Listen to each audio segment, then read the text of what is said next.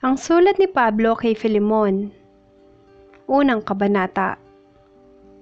Mula kay Pablo, bilanggo dahil kay Kristo Jesus, at mula rin kay Timoteo na ating kapatid.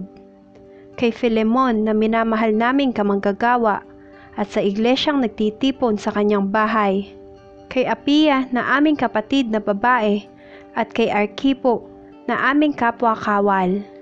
Sumainyo nawa ang pagpapala at ang kapayapaang mula sa Diyos na ating Ama at sa Panginoong Hesukristo. Ang pag-ibig at pananalig ni Filemon. Lagi akong nagpapasalamat sa aking Diyos tuwing isasama kita sa aking panalangin, sapagkat nababalitaan ko ang tungkol sa pag-ibig na ipinakikita mo sa lahat ng banal at ang iyong pananalig sa Panginoong Hesus. Idinadalangin kong ang pagkakabuklod natin sa isang pananampalataya ay magbunga ng lubos na pagkaunawa sa mga kabutihang dulot ng ating pakikipag-isa kay Kristo. Kapatid, ang pag-ibig na iyon ay nagdulot sa akin ng malaking katuwaan at kaaliwan, sapagkat dahil sa iyo, sumigla ang kalooban ng mga banal. Kahilingan para kay Onesimo. Dahil kay Kristo, maaari kong sabihing dapat mong gawin ito. Gayunman, pag-ibig ang nagbunsod sa akin upang makiusap sa iyo. Akong si Pablo, sugo ni Kristo Jesus, at ngayon nakabilanggo dahil sa Kanya, ang nakikiusap sa iyo tungkol kay Onesimo na naakit ko sa pananampalataya samantalang ako'y narito sa bilangguan. Dati, wala kang pakinabang sa kanya, ngunit ngayon malaking tulong siya sa ating dalawa. Pinababalik ko siya sa iyo, at para ko nang ipinadala sa iyo ang aking puso. Ibig ko sanang panatilihin siya sa aking piling, upang, sa halip mo, siya ang maglingkod sa akin habang ako'y nabibilanggo dahil sa mabuting balita.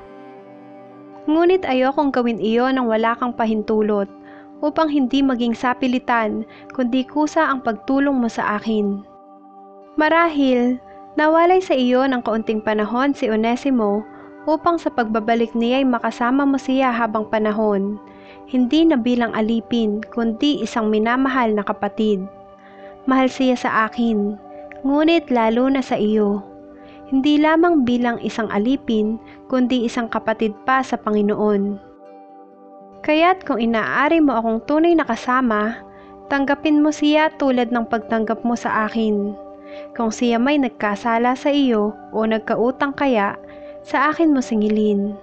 Ako ang siyang sumusulat nito. Ako, si Pablo, ang magbabayad sa iyo. Hindi ko naibig banggitin na utang mo sa akin ang iyong pagkakilala kay Kristo. Ipinakikiusap ko sa iyo, alang-alang sa Panginoon.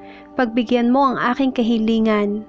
Dulutan mo ng kaligayahan ang puso ko bilang kapatid kay Kristo. Lubos akong naniniwala na gagawin mo ang nasasaad sa sulat na ito at higit pa. Ipaghanda mo rin ako ng matutuluyan, sapagkat umaasa akong loloobin ng Diyos na ako'y makabalik diyan, gaya ng inyong idinadalangin. Pangwakas na bati. Kinukumusta ka ni Epafras na kasama kong nakabilanggo dahil kay Kristo Jesus. Gayon din nina Marcos, Aristarco, Demas, at Lucas, mga kamanggagawa ko. Naway sumainyo ang pagpapala ng ating Panginoong Hesukristo.